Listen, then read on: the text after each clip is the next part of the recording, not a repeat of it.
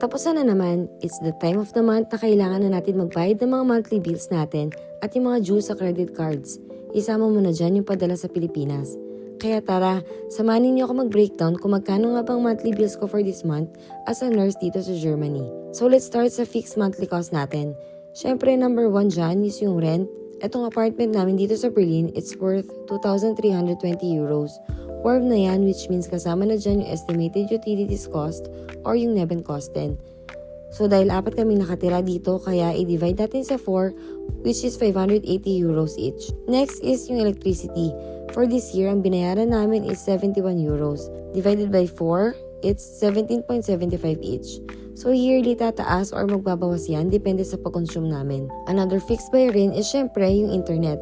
Isa rin sa importante para sa ating mga OFW. Ang monthly namin dito is 22.98 euros sa ngayon kasi may papromo pa si Vodafone. Pero after 1 year, mag-i-increase na siya to 47.98 euros. So yung net namin for now is 5.75 euros each.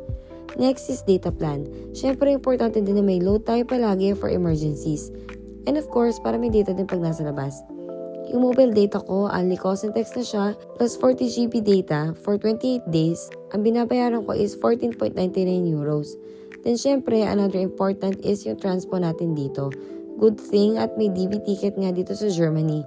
Unlimited na siya sa regional for 63 euros. Nagsimula yun actually ng 9 euro ticket at ngayon 63 euros na siya. Inflation is real besh. Another monthly gastos dito sa Germany is yung ARD broadcasting fee. Ito yung kahit di ka nagraradyo at nanonood ng TV, since Netflix and YouTube lang naman yung ginagamit namin, mandatory ka pa rin dapat magbayad. Quarterly ang bayad namin dito na 58.08 euros.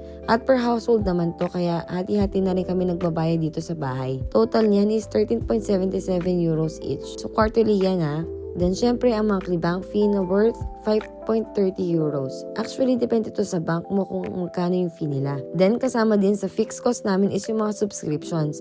So, ito yung mga subscriptions namin mag-asawa. Yung Netflix namin is 13.99 euros, yung YouTube Premium, 13.99 din, at yung Disney na 10.99. So, ito, as needed tong Disney. Pag may pinapanood lang kami, tsaka na kami nagsusubscribe.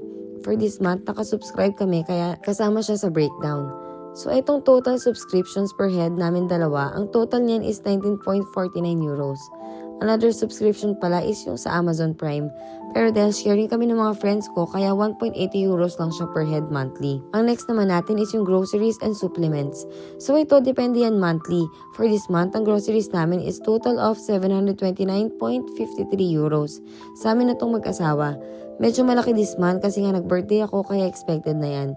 Plus, kasama na din dyan yung vitamins namin and kaya malaki din, isan siya na yung 25 kilo na rice namin na worth 94.58 euros. Di ko sure kung good for ilang months to kasi first time namin nag-order ng 25 kg. Then yung skincare ko, it cost 98.84 euros. Good for 5 to 6 months naman na to. Dining out for this month is 20.59 euros. And sa shopping category naman, it's 0. Kasi walang naganap na shopping this month. Actually, huling shopping ata namin ay yung nasa barrio pa kami.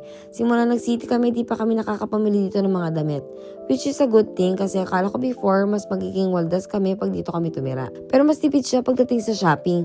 Pero bumbawi naman sa food trip kasi nga mas accessible dito yung mga restaurants pero madalang din naman. So, ang total expenses ko for this month is 1,195.76 euros. Di pa dyan kasama yung mga pinapadala ko sa Pinas.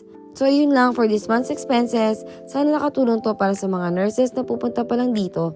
At least may idea na kayo kung ano yung mga expenses mostly ng isang kunars na tulad ko.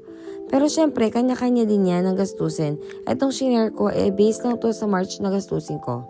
So, yun lang. Thanks for watching. See you on my next vlog. Bye!